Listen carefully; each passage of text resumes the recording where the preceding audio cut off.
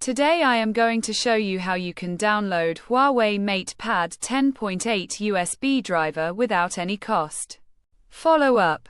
Flashyet.com. We have completed our guide.